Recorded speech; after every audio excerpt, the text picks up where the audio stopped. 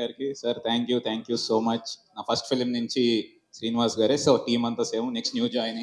నా ప్రతి సినిమాలో యాక్షన్ సీక్వెన్స్ ఎప్పుడు చేసినా కొంచెం డిసప్పాయింట్మెంట్ ఉండేది, కానీ దీంట్లో మాత్రం నేను చాలా హ్యాపీగా ఉన్నాను. Thank you sir. ఆయనకు మామూలుగా ప్రీ ప్రొడక్షన్ అప్పుడు ఏంటంటే చెప్పేవాడిని, సార్ మీకు 8 days ఇస్తా, 9 days ఇస్తా, కుమ్మేద్దాం అని చెప్పేవాడిని. లాస్ట్కి వచ్చి 4 రోజుల్లో తీయాలి సార్ అని చెప్పేవాడిని. ఆ 4 రోజుల్లో కూడా ఒక హాఫ్ డే నేను సీన్ తీసేవాడిని. సీన్ తీసిన తర్వాత పాపం ఆయనకి ఇచ్చేవాడిని. సో ఆయన చాలా బాగా చేశారు. కార్తిక్ శ్రీనివాస్ గారు సార్ థ్యాంక్ యూ. మీ గురించి చెప్పమన్నారు, చెప్తున్నాను. నెక్స్ట్ సురేష్ ఎక్కడ? సురేష్ దా.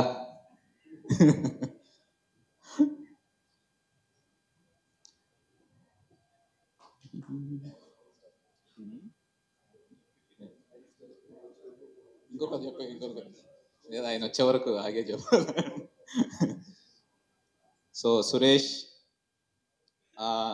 మాల్ నేను రైటింగ్ చేస్తున్న విజన్ ఏదైతే ఉందో అది ఎప్పుడు బాగా బయటకు తీసుకొచ్చే Suresh. So thank you so much Suresh. ఎప్పుడు కనపడ్డు ముందుకి, నువ్వేమన్నా speech?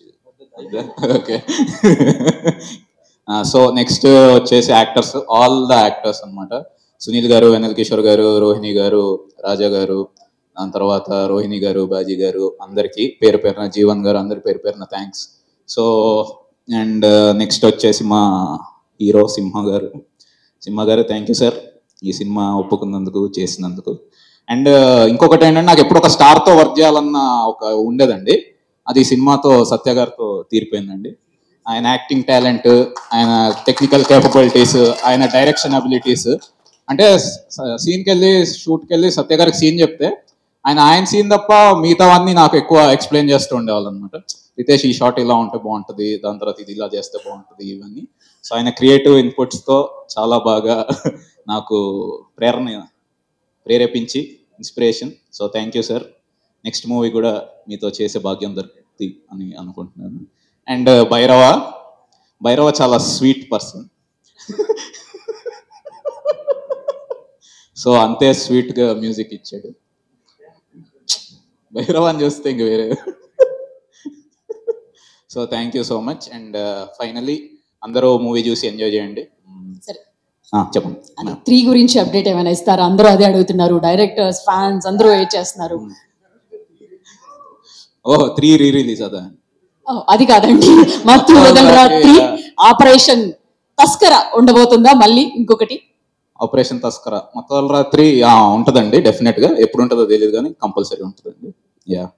And finally thanks to my whole team, my PR team and all the audience అండి. Thanks lot. ఎస్, ఇప్పుడు అందరం వెయిట్ చేస్తున్నా, పడి నవ్వుకున్నామండి థియేటర్స్ నిండా.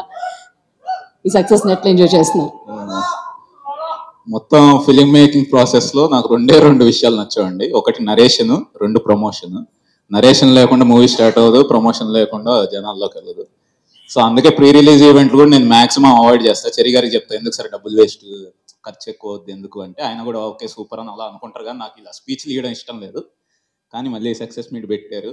అన్నిటికంటే మేజర్గా నాకు ఆనందంగా ఉంది, చెరి గారు హ్యాపీగా ఉన్నారు, అది చాలు నాకు.